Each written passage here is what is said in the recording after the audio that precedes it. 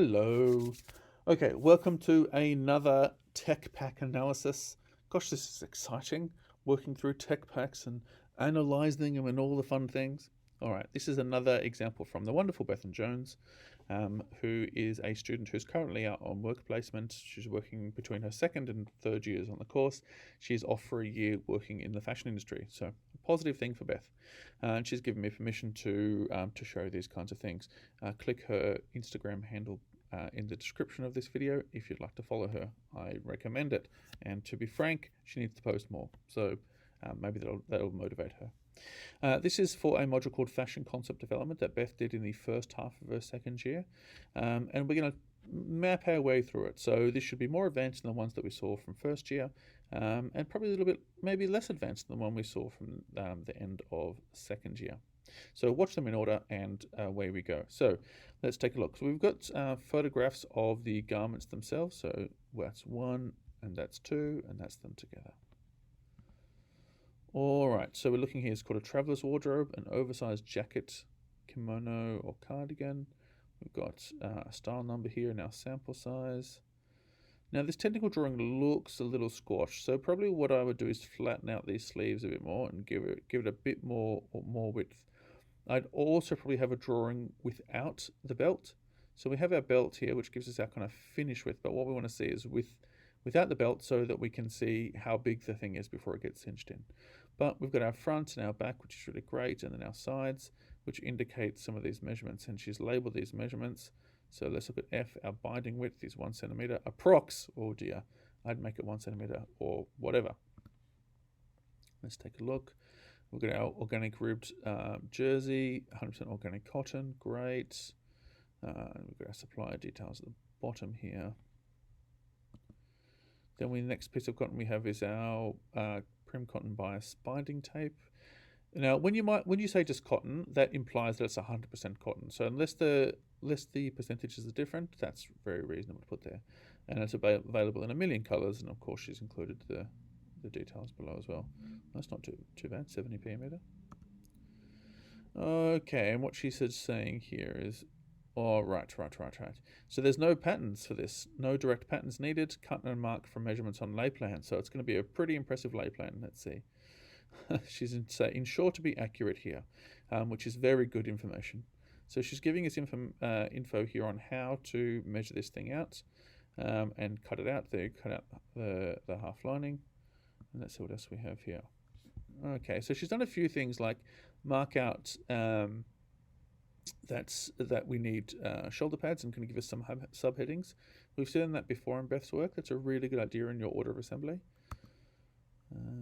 We'll keep walking through some more analysis here. Okay, let's take a look at Beth's lay plans. All right, this is a pretty good one. You can see the garment name to the mid-ridges. Now, cotton rib, lay plan 1. All right, good. Dashed line, cut lines on jacket, single layer, 3 meters used, 136 width.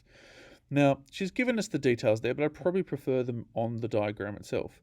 So she's got A, B, C, D, and E, but we don't actually see where they are on the lay plan itself. So that does make it confusing, especially if there's no pattern pieces for this particular garment. Plus, she's also said that she's only used 2 meters of fabric, and she's saying she's used 3 meters here, so there are a few inconsistencies there. Okay, lay plan 2, this is interfacing, good to see, although we haven't seen a fabric spec sheet for the interfacing, so that'd be great. She's used 2 meters, let's see, well, she's used 1 meter. And again, we've got some odd stuff here. So how wide is this interfacing? It says it's only 54 centimeters wide. It's not usually the case. It's more likely that it's a meter or 1.12, something like that, wide, and then she's used 54 long. So just making sure that we have that correctly labeled. And again, I would probably push those pattern pieces towards this end because this is probably where we start to cut from. And obviously same with those two as well. All right, let's take a look here. Quality control checklist. Okay, here this is a great one to look at our pattern measurement. So finished garment against the pattern. Okay, mostly within tolerances. A couple of adjusts, but that one looks a little tricky. You know, sleeve openings can be hard. Okay. All right, now we have actually two tech packs in one here. So what Beth's created is a tech pack for the entire outfit. I'd probably suggest doing them as separate, but that's okay. So, oop. All right, so traveler's wardrobe, interchangeable jumpsuit. These identical drawing our front and our back. Now I assume this is a side, so I'd like to see it labeled as such. And what we've got here, by the looks of things, this tab here has buttons on it. At least that's what's described. Although because this is where it's tricky, right? So what we've got is this tab here looks very similar to, say, this one and these tabs and all these other tabs. So you'd want to make sure that it is indicated somewhere else so we know that it is different, so maybe a bit wider, something like that. I'd also hesitate to look at our armhole here. So we look at our binding on the armhole, really clear, and on the back as well. But when we look at our front drawing, we lose a bit here. So I'll be wanting to know how that sleeve is finished off. Again, some good labeling here. Let's take a look. So it's a stretch suiting, dress fabric, okay, polyester. Again, maybe that's 100% polyester, I hope so. Usable width is 145. Let's roll on. Here's our rib jersey. Now, if we're cutting these as one thing, I'd probably recommend that the original lay include both garments. Okay, what's up? Lemon polycotton. Oh, I wonder what that's used for. That isn't indicated in the tech drawing. Let's go back. So no third type of fabric. In fact, this all looks like one type of fabric. So you might want to indicate, and again, what are we missing here? So we're missing the bottom of the leg here. It might indicate in the tech drawing, so maybe more tech drawings, giving us the different fabrics. All right, cut out all pattern pieces. All right, yep, follow lay plan. Okay. All right, interface piping. So worth reading. Okay, good. Always important to give the maker some tips. Okay, here we are, lay plan. Rust main body fabric. So that is probably going to be that polyester.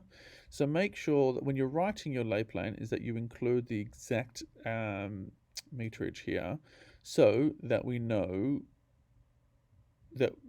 So make sure you use the exact meterage so that we know the exact fabric name, so we know that they correspond with each other. Let's take another look.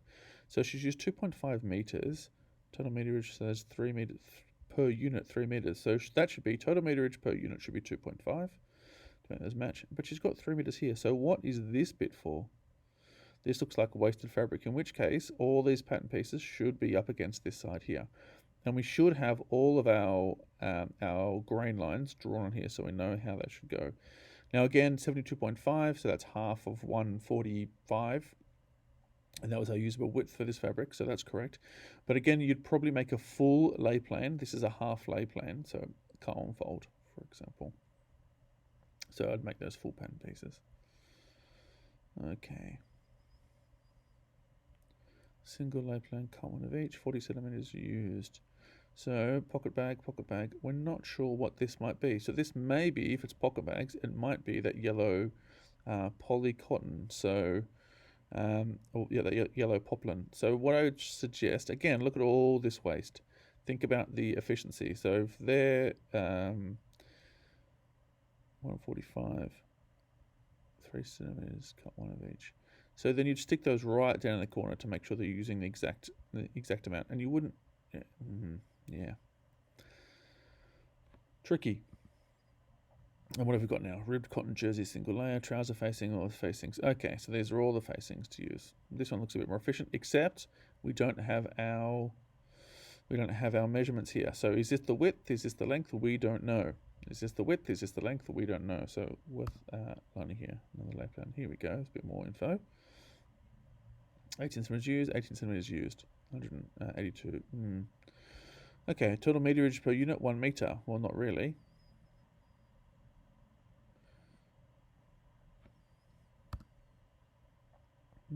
Here we go. Oh dear. Inappropriate binding. Yeah, that's right. It's important on these quality control checklists to be really, really clear. What are our tolerances? Okay, we're within tolerance mostly here. Oh boy. Yes, so this was part of this is a justification that was written by the designer to basically talk through her work. So what worked, what didn't work. This is a live brief in collaboration with a coffee shop who were designing a collection to be sold as part of a range of lifestyle products. This is a time plan that was produced by the designer so that she could map out all the tasks that she had to complete, when they had to be completed by, so she'd have a clear idea. And you can see this is a pretty standard pattern because it's basically saying, yeah, I'll start by unpacking the brief, and the very end is, reflecting sketchbook. So that's how they would work as the time goes on. Now these can go in any order, and sometimes you can work back and work forward. And this is a known time plan. What she got? Yeah, speculative time plan. So this is what she thinks will happen. So there might be some discrepancies here between the green. So the yellow is what she thinks will happen. The green is probably what happened, and the red is where things didn't go so well by the looks of things. And this is a 6-week daily plan. This is a great idea to do. So you're mapping out each week, color coding the whole lot. Okay. So project management is as important part of production as the production itself. So she's got a costing sheet here. Oh boy. So if we're looking at that, that's where we are for our price to consumer. So it better be worth £1,000. Let's take a look. 200 quid's not too bad. Right. Yeah. So she can reduce it with her labor. Wonderful. Thank you. Bye.